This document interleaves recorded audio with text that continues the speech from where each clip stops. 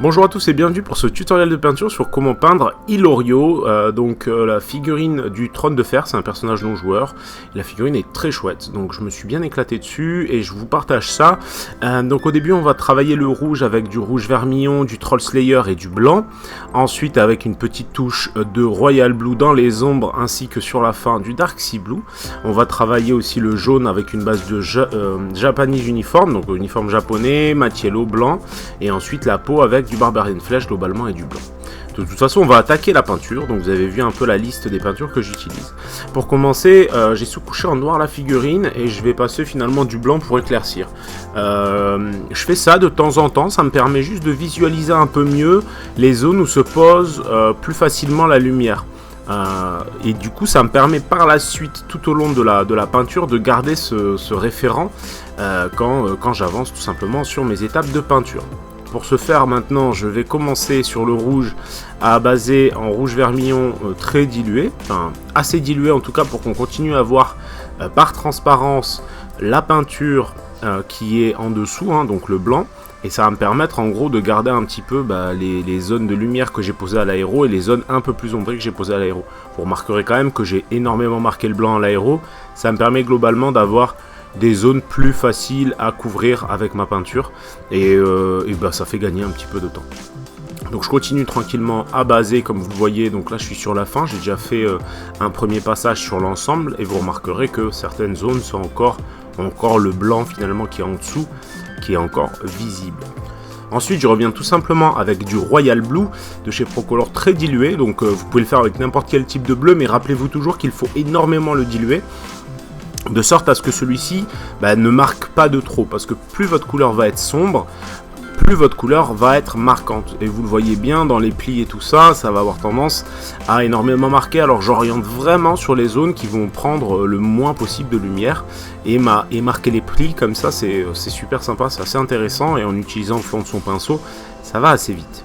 Ensuite je fais un petit mélange entre mon rouge vermillon et mon Troll Slayer orange et je vais continuer à pousser ma lumière sur toutes les zones qui sont restées un petit peu blanches suite à mon premier passage de rouge, et ça va me permettre d'avoir un rouge plus intense et non pas un rouge qui va tendre vers le rose, ce qui est tout à fait possible aussi, mais ce qui n'est pas le traitement que je décide d'appliquer.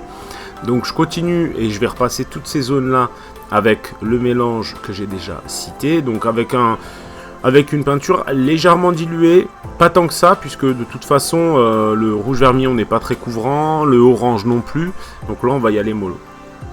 Mais en définitive, en passant juste succinctement sur l'ensemble, ça fonctionne très bien. Ensuite, je refais la même étape en limitant ma zone de travail toujours, et cette fois avec du Troll Slayer orange, sur les zones qui prennent toujours le plus la lumière. Pour ce faire, en gros, je vais pas mal décharger mon pinceau, mais je vais essayer d'utiliser quand même de la peinture quasiment pure, puisque, vous le savez, le orange n'est pas forcément une peinture très couvrante, et ça va me permettre d'avoir plus d'intensité. D'ailleurs, comme vous le remarquez aussi sur la vidéo, j'ai tendance à tapoter ce type de couleurs étant donné qu'elles sont très peu couvrantes pour garder et pour essayer d'avoir quand même une certaine intensité. Je reviens ensuite en fait sur mes ombres en faisant un petit mélange entre du rouge vermillon et du bleu. Donc le bleu était déjà sur mon pinceau. Ça va me permettre tout simplement de finalement avoir des dégradés plus clean, des transitions plus nettes. Pensez toujours quand vous faites une étape que d'autres étapes vont succéder. Et il faut toujours anticiper toutes ces étapes-là dans le sens où il va falloir à chaque fois limiter sa zone de travail. Quand vous faites une erreur, continuez à peindre, c'est pas grave puisque d'autres étapes viendront potentiellement rattraper vos erreurs, les erreurs précédentes. Donc je continue ensuite avec un petit mélange de couleurs blanches et de Troll Slayer orange pour continuer à booster encore un petit peu mes lumières. Pour ce tutoriel exceptionnellement, vous verrez que je fais beaucoup d'allers-retours. Tout simplement parce que je me cherchais aussi dans le rouge que je voulais obtenir sur la pièce. Et vous allez voir que ça m'arrive assez régulièrement. C'est une fois que je suis fixé sur un schéma, la plupart du temps derrière je déroule. Mais sur les pièces comme ça, un petit peu uniques, j'ai tendance à prendre le temps. Donc là je recommence mais avec beaucoup plus de blanc dans mon mélange blanc Troll Slayer orange. Tout simplement, toujours en limitant ma zone de travail. Toujours dans l'optique de booster mes éclaircies sur des zones très très limitées. Vous remarquerez donc que là mon traitement il est très fort. mais du coup tout de suite avec mon rouge vermillon, je vais venir, donc qui est ma couleur un petit peu de base, et je vais refaire mes transitions, réadoucir mes zones. Et étant donné que les couleurs que j'ai mis sont plus claires, cette fois le fait que le rouge soit pas forcément très couvrant sera plus une force qu'une faiblesse. Du coup je vais venir et très légèrement sur des zones toujours très limitées, je vais repasser un petit peu de couleur. Rappelez-vous toujours, plus on avance, plus on limite sa zone de travail, plus on limite la quantité de peinture sur le pinceau. On est dans une recherche où on va chercher la perfection juste avec quelques petites touches et en améliorant au fur et à mesure. Ne repartez jamais de zéro en vous disant non, le dégradé est pas assez propre, je base de nouveau. Non, revenez juste avec la couleur la plus appropriée par rapport à la zone qui a un dégradé qui pêche et venez gentiment corriger, doucement, en laissant autant à la peinture de sécher. C'est primordial et très important pour apprendre à se corriger soi-même et à progresser et avoir des figurines de plus en plus jolies et classe. Donc cette fois je reviens, mais cette fois avec beaucoup plus de blanc, donc quasiment que du blanc et une petite touche de orange pour encore plus booster un petit peu mes lumières sur les zones de tissu rouge. Ça va me permettre tout simplement de gagner encore plus en intensité. Maintenant que j'ai tout cleané l'ensemble et que j'ai pu perdre un petit peu en intensité, je viens pour finir de nouveau de booster cette intensité. Donc je reviens avec mon bleu, toujours le bleu d'origine, et je reviens marquer un petit peu les ombres, de sorte à vraiment marquer les contrastes sur le tissu pour avoir quelque chose qui pète. Au niveau couleur, parce qu'il faut se rappeler que cette figurine là c'est une figurine de jeu à la base et qu'elle va finir sur un plateau de jeu et donc à distance de quelques mètres de l'œil quand même, donc c'est pas nécessairement une pièce qu'on va avoir sous le nez en permanence. Et encore une fois je reviens avec du rouge vermillon, toujours pour cleaner, toujours pour avoir des dégradés de plus en plus clean. En fait ça va beaucoup se faire sur la durée, sur le nombre de passages, et évidemment moi je fais beaucoup de passages en peu de temps, mais il faut que vous preniez le temps à chaque fois d'améliorer en step by step, et plus vous allez progresser, plus ces petites étapes là finalement vont vous prendre peu de temps et vont être très rapides pour vous à exécuter.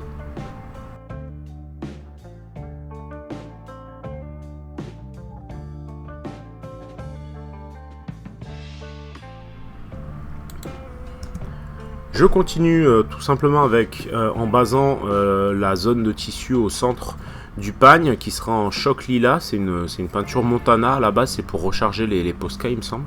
Et ce violet je l'aime beaucoup, il fonctionne très bien, enfin c'est un violet qui tire plutôt vers le bleu d'ailleurs. Du coup ensuite une fois que j'ai basé ça, je reviens avec de l'uniforme japonais. En fait c'est un jaune qui est très couvrant et que je trouve très pratique dès qu'on veut avoir une zone jaune, que ce soit pour faire un doré ou tout simplement un tissu jaune. Ça va permettre aussi beaucoup plus facilement d'être éclairci avec des jaunes plus classiques, un peu plus péchus, et ensuite du blanc. Là où le jaune traditionnel est très peu couvrant, donc des fois c'est un peu galère à placer. Je reviens ensuite avec un mélange de choc lilac plus plus du blanc tout simplement pour booster mes lumières. Alors le traitement sur ces zones là, qui vont être des zones un peu secondaires vis-à-vis du rouge, va être assez rapide puisque je vais juste ajouter peu à peu toujours un peu plus de blanc tout en limitant ma zone de traitement. C'est toujours le même processus que je mets en place, à ceci près que par exemple je vais passer beaucoup de temps sur le tissu rouge, mettre quelques nuances et tout ça parce que c'est une zone primordiale de la pièce pour moi, sachant que par contre cette zone là est beaucoup plus limitée, donc le but c'est plutôt de faire quelque chose de simple, de rapide et qui mettra en valeur tout ce qui est autour. Donc je continue en ajoutant encore plus de blanc, encore une fois, mon choc lilac, qui est d'ailleurs beaucoup plus bleu sur la teinte que la tache que vous voyez apparaître avec le nom dedans. Mais peu importe, vous avez le nom de la référence et ça c'est le plus important. Donc je continue tranquillement, mais à chaque fois en limitant encore une fois ma zone de traitement et en faisant de plus en plus de petits points de lumière. Et enfin, pour juste un petit peu ombrer tout ça, je reviens au Dark Sea Blue, donc bleu marine foncé, que je vais venir appliquer dans le choc lilac, mais aussi un petit peu sur mes zones de tissu rouge, d'une part pour faire un rappel, et d'autre part pour donner encore plus de profondeur finalement au rouge.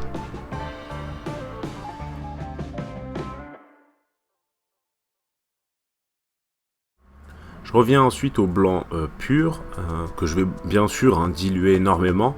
Rappelez-vous toujours d'une chose, j'ai très peu de peinture sur mon pinceau, vous le voyez, à peine un tiers de de la pointe est prise par du blanc. Et je vais venir vraiment le tapoter sur mes zones de lumière au niveau de l'uniforme japonais, de sorte à vraiment booster mes lumières, booster les zones où je veux que la lumière se réfléchisse.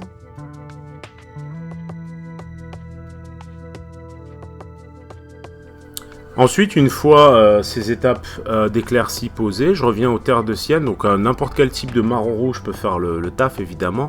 Moi, j'utilise beaucoup le terre de sienne de chez Procolor. Et je viens finalement pousser les ombres au niveau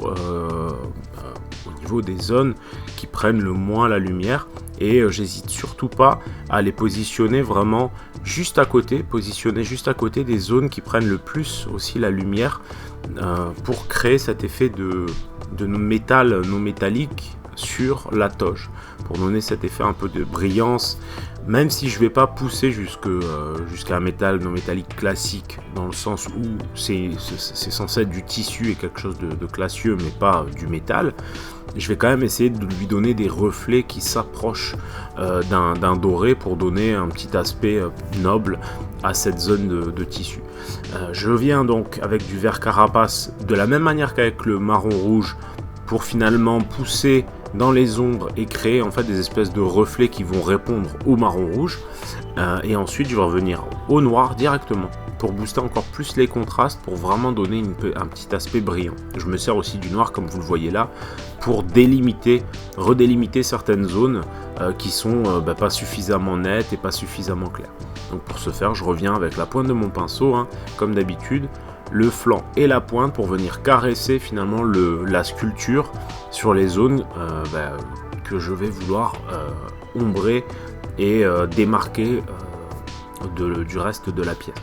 Donc je continue comme ça un petit peu sur l'ensemble des zones qui m'intéressent jusqu'à avoir le résultat que je vise. Ensuite je reviens sur les zones du coup de jaune, mais cette fois avec du jaune mat de chez Prince Auguste, pour booster un petit peu le jaune qui du coup avec les étapes que j'ai passées est un petit peu terni, puisque j'ai mis du blanc et des couleurs assez ternes dans l'ensemble.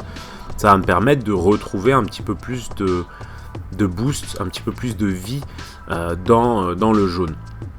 N'hésitez surtout pas, comme vous le voyez, je fais beaucoup d'allers-retours, mais tant que votre pinceau n'est pas trop chargé, tant que finalement vous visez avec le flanc du pinceau pour caresser les volumes, il y a très peu de risques que vous passiez à côté. Donc n'hésitez pas vraiment à faire plusieurs allers-retours sur une pièce, c'est toujours comme ça qu'on a le meilleur résultat. Je continue ensuite avec du blanc, je reviens pour booster encore, mais juste avec des petits points bien limités. Le but en fait ici c'est de ne surtout pas repasser sur le jaune qu'on vient de poser, mais de juste mettre un point par endroit, de sorte à donner cet aspect un petit peu brillant, un petit peu classieux qu'on a envie de donner à cette zone de la toge. Évidemment ces étapes là vous pouvez les mettre en place sur n'importe quel type de figurine tant que c'est l'effet que vous voulez avoir à la fin. Donc le Barbarian Flèche, je viens en passer tout simplement sur le visage et les mains, puisqu'il n'y a pas des masses de zones de peau. Et ensuite, je viens passer du terre mat sur toutes les zones de la barbe et des cheveux. Ça va me permettre d'avoir tout simplement mes couches de base pour ces deux derniers éléments qu'on va traiter sur cette figurine. Pour ce faire, ensuite, je vais, pour traiter la peau, ajouter du blanc de nouveau, mais avec parcimonie au début, puis de plus en plus sur la fin. Et poser finalement avec le flanc du pinceau, mais la pointe aussi, donc vraiment comme vous le voyez, en orientant mon pinceau de sorte à toucher plus facilement des zones limitées, je vais booster mes zones de lumière, le nez, les arcades, les pommettes, le haut du front, qui va permettre aussi de délimiter avec les cheveux. Tout ça, ça va être très important parce que ça va être des petits points de lumière, mais qui vont permettre de bien attirer le regard et d'avoir finalement un visage qui prend facilement vie. Je recommence de nouveau avec un petit peu plus de blanc, en limitant un petit peu plus les zones que je vais toucher. Donc au début, là où en fait j'avais tendance à faire des traits, là de plus en plus je fais des traits beaucoup plus courts qui vont aller jusqu'à juste des points de lumière pour booster le visage. Évidemment vous pouvez revenir aussi avec un petit peu d'ombre, mais là le visage étant très très petit, je reviendrai, mais s'il faut, ne revenez même pas en fait, puisque ça suffira largement si vous avez bien limité vos zones de traitement à avoir un visage qui fonctionnera très bien. Vous pouvez toujours ajouter du terre de sienne par exemple dans le Barbarian Flèche pour avoir un petit peu plus d'ombre, ça fonctionne très bien. et le rendu est toujours sympa. D'ailleurs, vous voyez, je le fais moi-même, et du coup, en fait, c'est juste pour marquer un petit peu les tempes, quelques petites zones, mais c'est très léger. Je reviens ensuite au terre mat mélangé avec du blanc. Ça va me permettre tout simplement d'éclaircir la barbe.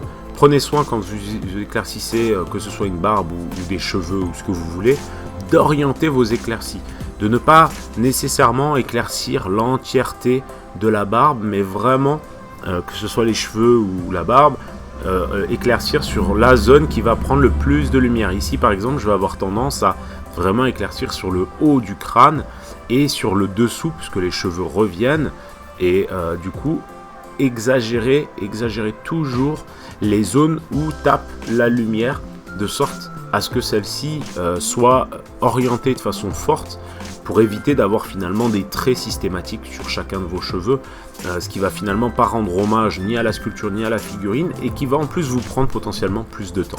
Donc voilà, petit à petit, pensez à limiter vos zones de travail, c'est vraiment hyper important. Donc voilà pour cette figurine, j'espère que le résultat vous plaît et que la vidéo vous a plu. Quoi qu'il en soit, n'hésitez pas, si ce n'est pas déjà le cas, à vous inscrire sur la chaîne, à cliquer sur la petite cloche, à mettre un petit like parce que ça fait toujours plaisir et ça motive à continuer. Et ça m'aide accessoirement pour les référencements. N'hésitez pas aussi sur Facebook et Insta à suivre ce que je fais, à me poser vos questions, c'est toujours bienvenu. Et si ce n'est pas déjà le cas, à devenir un de mes boss sur Patreon. Et si c'est le cas, je vous en remercie encore parce que c'est grâce à vous que je réussis à proposer toujours plus de contenu. Merci et à bientôt pour le prochain tuto.